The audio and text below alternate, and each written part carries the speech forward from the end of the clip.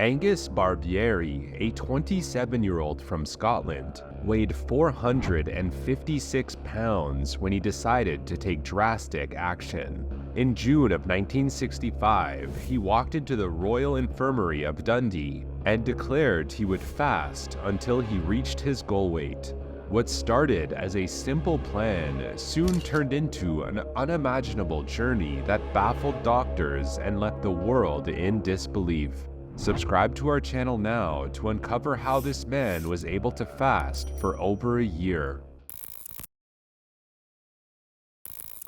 Angus had reached his breaking point. At just 27 years old, he weighed a staggering 456 pounds, wrestling daily with a relentless addiction to food.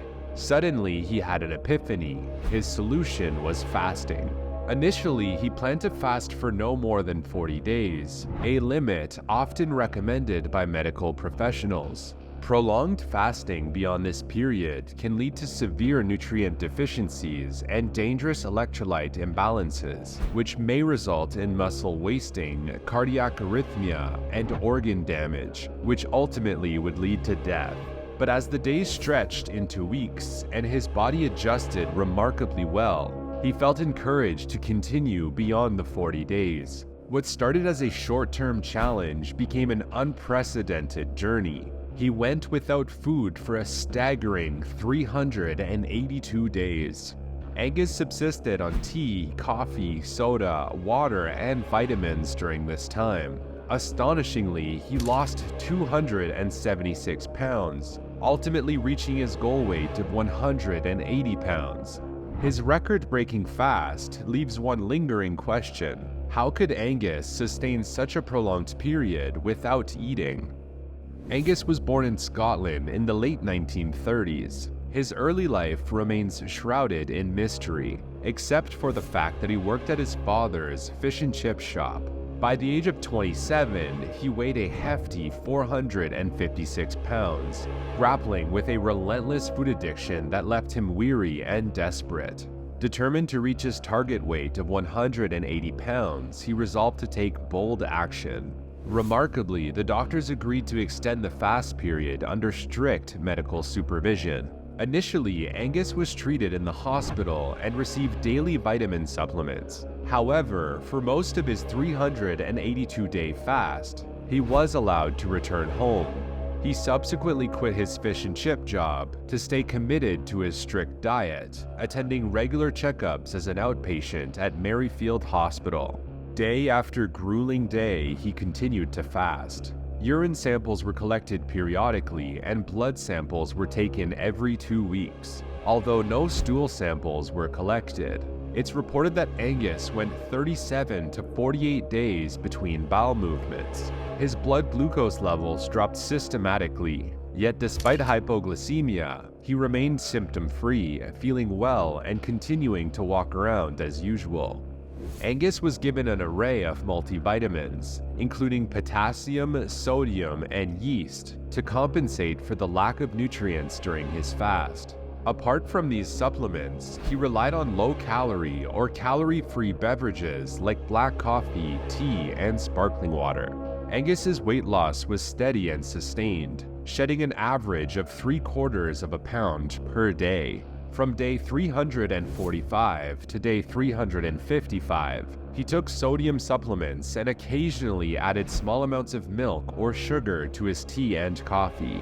In July of 1966, after 1 year and 17 days of fasting, Angus finally reached his target weight of 180 pounds. He lost a total of 276 pounds at an average rate of roughly 22 pounds per month. On July 11th at 10 a.m., he broke his fast with a simple breakfast of a boiled egg, bread with butter, and a cup of coffee.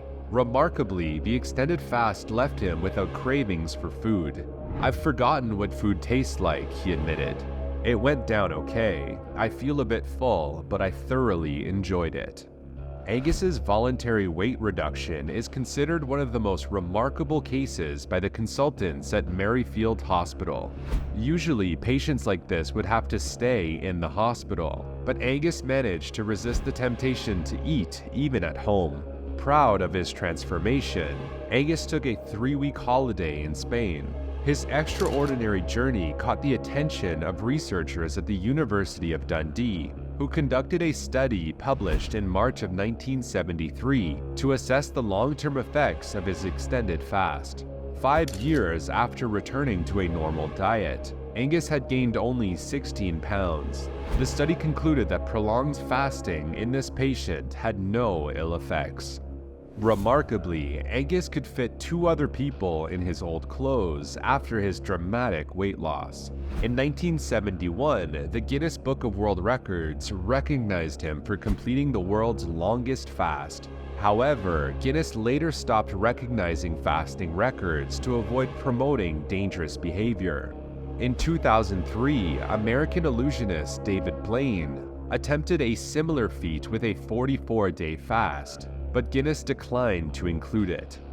During his weight loss journey, Angus's body relied on fat reserves for energy through a process called autophagy. This natural mechanism helps the body cleanse itself by eliminating unwanted or dysfunctional cellular components.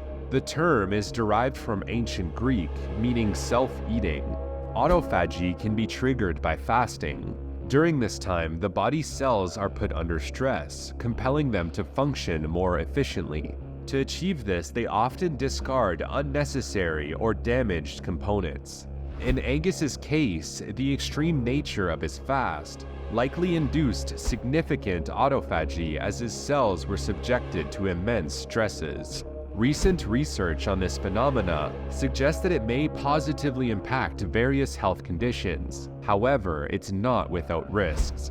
While some studies indicate that autophagy can inhibit cancer cell growth, others suggest it might also promote their development.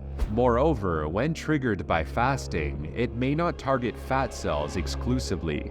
There's also a risk of it affecting cells in the brain and heart. In Angus's case, however, his prolonged fast seemed to have minimal adverse effects on his body. However, other fasts conducted around the same time had less favorable outcomes. Patients who attempted similar long-term fasts often experienced heart failure, and some even succumbed to starvation. Angus's transformation was extraordinary. He later moved to Warwick and married a lady named Mary. The couple later had 2 children together. Angus died at the young age of 51 on September 7, 1990. According to his death certificate, his cause of death included stomach bleeding and complications related to obesity. It seems that although he had lost all this weight, the years of abuse that his body had suffered when he was obese had finally caught up to him. He was brought back home and laid to rest in Tayport Cemetery. At the time of his death, he had regained only 16 pounds, weighing 196 pounds. With that, we will end today's video. If you enjoyed, please consider subscribing and let us know in the comments what videos you'd like to see next.